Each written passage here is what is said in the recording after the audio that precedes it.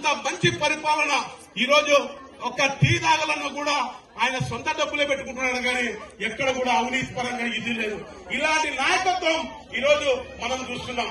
ఈరోజు మా రాష్ట్ర అధ్యక్షులు పురంధేశ్వరి గారు గత 10 సంవత్సరాలుగా ఈరోజు ఈ రాష్ట్రం మీద కానీ ఈ ప్రాంతంలో కానీ అనేక ఉద్యమాలు చేస్తూ నిరంతరం ప్రజల యొక్క సంక్షేమం కోసం పనిచేస్తున్న దగ్గుపాటి పురంధేశ్వరి గారు ఈరోజు ఎక్కడా కూడా ఆమె చెప్పిన విషయాలు 2 ముఖ్యమైన విషయాలు చెప్తాం. ఇది ఈ రాష్ట్రంలో ఎక్కడా కూడా ఏ విధంగా దోపిడీ జరుగుతుందంటే లెక్కలేనంత దోపిడీ జరుగుతుంది. ఇసుక మీద, మందు మీద.